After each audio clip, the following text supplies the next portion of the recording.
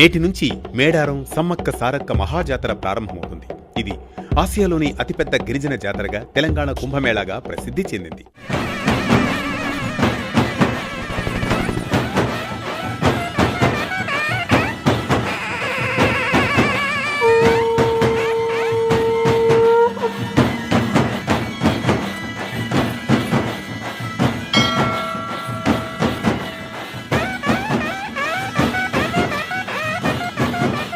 ఇక్కడ దేవతలుగా కొలిచే సమ్మక్క సారలమ్మ, గోవిందరాజు, పగిడిద్దరాజులకు ఎలాంటి విగ్రహాలు ఉండవు. వెదురు కర్ర, కుంకుమ భరణలకే పూజలు నిర్వహిస్తారు.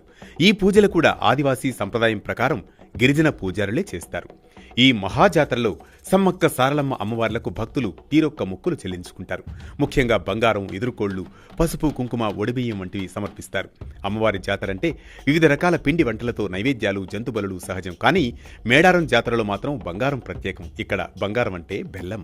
అప్పట్లో మేడారం జాతరను కేవలం ఈ ప్రాంతంలో ఉన్న ఆదివాసీలు మాత్రమే జరుపుకునేవారు. బయట ప్రపంచానికి దూరంగా ఉండే ఆదివాసీలకు వివిధ రకాల నైవేద్యాల గురించి తెలియదు. వాళ్లు ఆహారంలో ప్రధానంగా భావించే బెల్లం, ఉప్పును కూడా ఇతర ప్రాంతాల నుంచి తెచ్చుకునేవారు. అది కూడా వారానికో నెలకో ఓ చోట సంతలు జరిగితే కిలోమీటర్ల దూరం అక్కడికి నడిచి వచ్చి వాటిని కొనుక్కుని వెళ్లేవారు. ఉప్పు కన్నా బెల్లం ధర ఎక్కువ కావడంతో బెల్లాన్ని బంగారంగా భావించేవారు. అలా బంగారం బంగారం అని పిలవడం అలవాటైంది.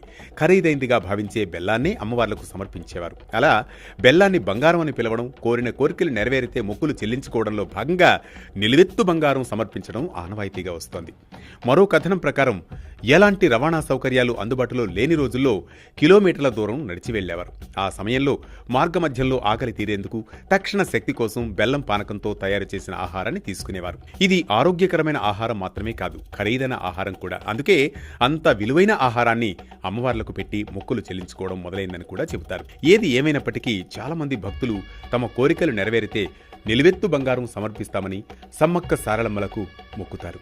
అలా తమ కోరికలు నెరవేరిన వారు 2 ఏళ్లకోసారి జరిగే మహాజాతర సమయంలో నిలువెత్తు బంగారాన్ని అమ్మవార్లకు సమర్పించి జనాలకు పంచిపెడతారు. మంగళవారం నాడు ఉయ్యాలో, ఒంటి పొద్దుల ఉండి ఉయ్యాలో, గురువారం నాడు ఉయ్యాలో, నీ బిడ్డ వస్తుంది ఉయ్యాలో. మేడారంకు వచ్చే భక్తులు తొలుత జంపన్న వాగులో స్నానం చేసి అక్కడ కొబ్బరికాయలు కొడతారు. తలనీలాలు సమర్పించేవారు అక్కడే తలనీలాలు సమర్పిస్తారు. జంపన్న వాగులో స్నానం ఆచరించిన తర్వాత భక్తులు అమ్మవారి దర్శనం చేసుకుంటారు.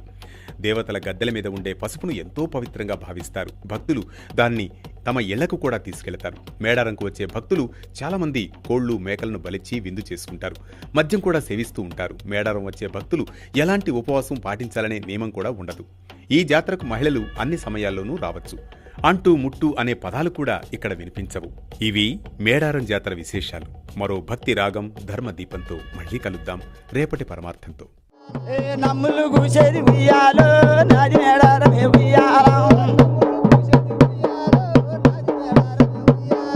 అంశాలు నడిచేది ఉయ్యాలో, అది మేడారమా ఉయ్యాలో.